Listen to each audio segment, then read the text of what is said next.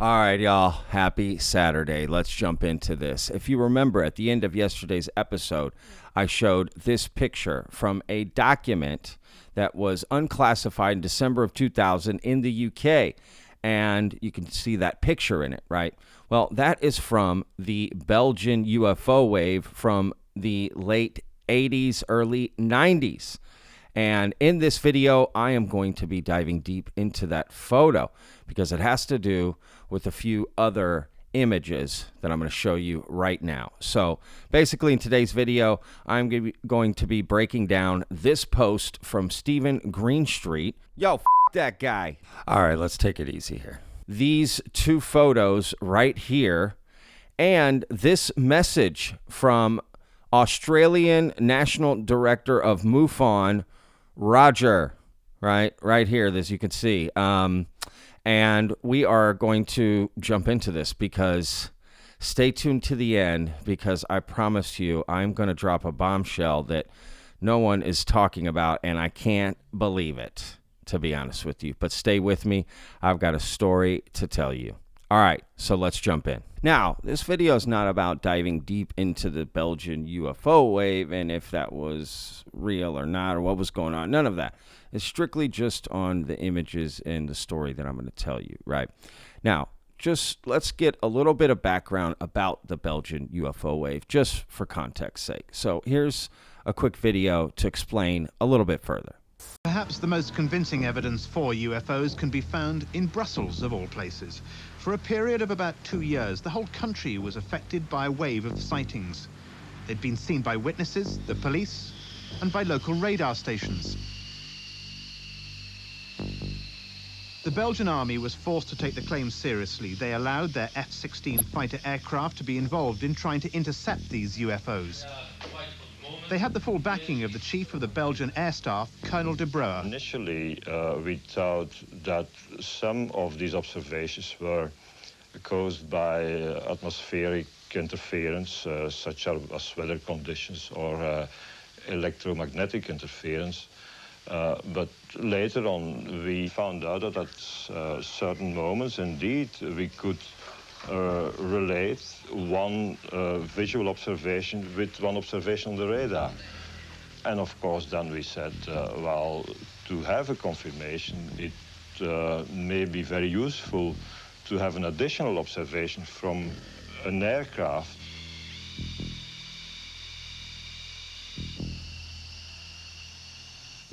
The aircraft were deployed as part of a routine training program. Most times, nothing was seen, except on one particular night.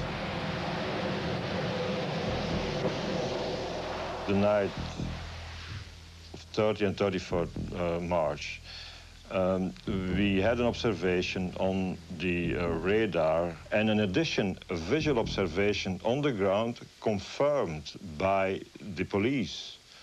We decided to send 2 airplanes in the air around midnight. This video of the F-16's radar track of the object showed the performance of a vehicle of a totally unknown origin. The Air Force were at a complete loss to explain their findings. A press conference was called. What these pilots detected was well outside the normal flying envelope of an airplane. Sometimes they had what we call lock-ons, which gave a parameters varying from speeds between 150 knots till 990 knots. An acceleration which occurred in a few seconds. The Americans denied it was a secret spy plane, so could it have been the first official contact with an alien craft? These speeds would be impossible to tolerate for a human being. That's a first point. A second point is the visual observations always describe a system, a machine, which hangs and hovers above the surface at quite a low altitude without making any noise. Now, with the current technology, that would be impossible. So far, the Belgian authorities have refused to announce any official conclusion to subsequent investigations. Could it be the Aurora, Is it likely a UFO could have come from a faraway galaxy? After all, it took us 3 days just to get to the moon. Now, this is the perfect time to bring you a word from our sponsor of today's video. I got to keep the mics on, y'all. Please listen. Now, before we get to this next clip, I think it's a perfect time to introduce the sponsor for today's video. Because you see, I hate politics, y'all, to be honest with you, because you never know what's true and what's not, which is why I have partnered up with Straight Arrow News for today's video, because Straight Arrow News gives it to you straight. I find it important to use because I can't tell left-leaning, right-leaning how things are going to go, right? So with this website and available app, you can get to the truth. Because Straight Arrow News serves you, not an agenda, so you can make the most informed decisions. Straight Arrow News is committed to unbiased, fact-based journalism in an environment where media mistrust is at an all-time high. I agree with that. With today's divisive political and media environments, our goal of serving you, not any party's agenda, is even more critical. I definitely agree with that. By approaching every issue from an objective middle ground and highlighting underreported stories, we aim to empower you with the facts and provide context. I mean, who doesn't want to get this, right? They've got a website and an app where you can clearly see what is left-leaning, right-leaning, and then what is just straight down the middle, which is why I love using Straight Arrow News, and I highly recommend you use it as well. It's absolutely perfect for what we're doing here at Vetted on this channel, so I love this product. I'll put a link in the description for the website and an app download. So go to san.com/vetted. Again, that's san.com/vetted, VETTED. You're not only supporting me, but you're supporting the hardworking journalism that takes place on Straight Arrow News. Now, let's get to that post from Steven Greenstreet that's going to bring us back to that picture that was in that UK document. Let's break down this Steven Greenstreet post. Steven Greenstreet tweets out, just weeks after being caught red-handed promoting a fake UFO photo and claiming false things about it, Lue Elizondo is now promoting another fake UFO photo on his for-profit speaking tour. In 2011, the creator of the photo admitted it's a hoax. Now let's take a look at the 4 images that Steven has included. In the first image, you can see Lue Elizondo at an event, and you can see on the screen he has this particular photo. And he also, Steven Greenstreet also shows a picture of the guy who hoaxed a photo in the Belgium wave. At least that's what's reported, and more on that in a moment. Also, this image that Steven Greenstreet is sharing from Wikipedia, right? And clearly it is the same image that Lue Elizondo is using. But after this post comes out, Roger from MUFON, right, the national director of MUFON for Australia and New Zealand, makes this post. Middle of mayhem is wrong. That's Steven Greenstreet. That's his online moniker. The Petite Rochane photo is real. How do I know? I messaged the photographer, Patrick Marichal, in July 2022. He told me he was paid a lot of money to debunk the photo prior to Leslie Kean's 2011 UFO publication. So if you're a little confused, don't worry. Let me just sort of summarize where we are up to this point, right? There's a photo called the Petite Rochane photo. I hope I'm saying that right. That was released during the Belgian UFO wave. And it's this photo right here, right? And it's taken by this gentleman right here, right? And he later came out in 2011 and claimed that he had hoaxed the entire thing. He even made a video showing how he did it. Et puis je l'ai peint à la bombe.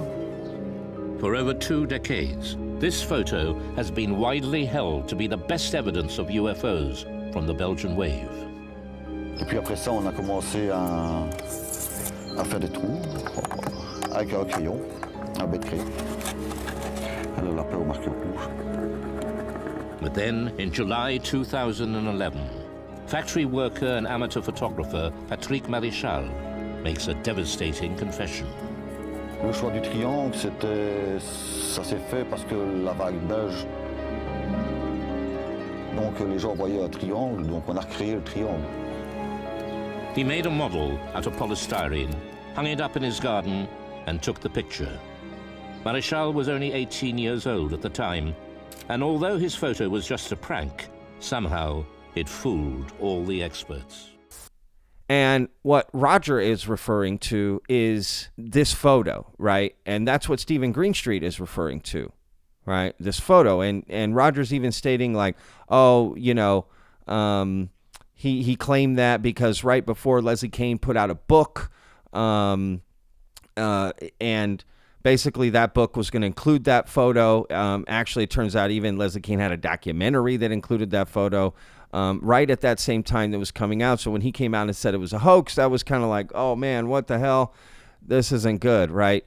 And look, Roger even reached out to Leslie Kean, and Leslie Kean responded, right, saying that she was horrified that it was a hoax, right? But that she always thought something was fishy, right? But what no one is talking about here, right? You got Steven Greenstreet calling out Lue Elizondo for using another fake photo. You got Roger saying, hey, this isn't fake. This guy just came out to me and told me it was real. Yeah, that bombshell just came out, right? That guy Roger says that he contacted Patrick, the other Patrick, right? And he told him that it's not fake. It's not a hoax. And that he was paid money to hoax it, right? But it's a real picture. Trust me, the webs are absolutely confusing. But it doesn't stop there. You see, everybody's wrong. Because what is happening is everyone's getting the photos confused. Because, you see, there are two different photos, right? Taken by two different photographers, as you can see right here. One is by a man named Patrick Marichal, right? That's the same one that everyone thinks everyone is talking about. But really, Lue Elizondo in his presentation is sharing a different photo. And it's this photo. And this photo is taken by J.S. Herardi, right? Two completely different photos. One taken in 1989, the other taken in 1990. Now, they look very similar, but they are not the same photo. And there's a lot of proof to prove that, right? Even on Wikipedia, they have them mixed up, right? So what Steven Greenstreet did, he went to the Belgian Wikipedia UFO page and pulled the picture that had it claimed that was Patrick Marichal's picture, but they used the wrong picture. And Steven Greenstreet just didn't vet that. And so he started a whole thing that's a fake photo, but he's using the wrong photo. And that's not the photo that Luis Elizondo is using in his presentation. So just to be fair all the way around, right? So basically, it all starts with just Wikipedia using the wrong photo, and what happens? It spreads like wildfire, right? Now, granted, the whole story about the Patrick Marichal photo being a hoax or not, okay, that's another story, right?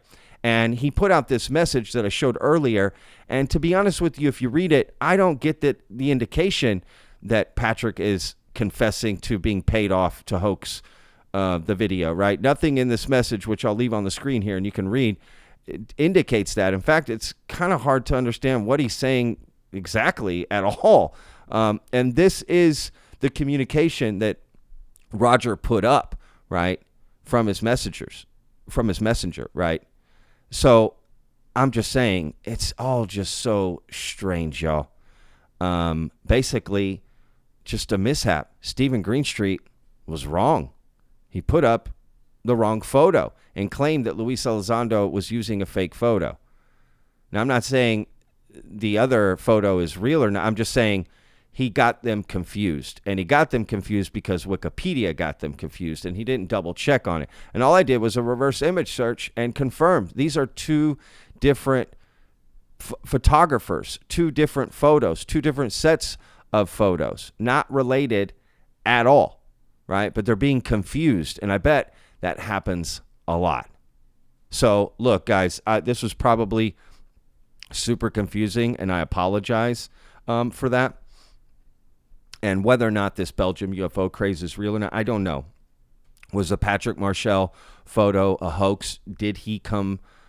He did come out and claim it was a hoax and even showed how to do it. But did he, retract his statement to Roger?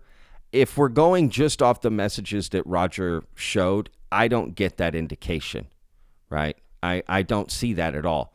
But I don't know. But either way, it doesn't really matter. My point is Steven Greenstreet was wrong. And he accused Elizondo of sharing a fake photo that just wasn't right. So just to be fair to Lue Elizondo and everybody involved, that needs to be clarified. So I hope Steven Greenstreet puts out a statement to correct that tweet. He's using the wrong photo. All right, y'all. We'll see you guys on tomorrow's video. Remember, every day's a gift, y'all.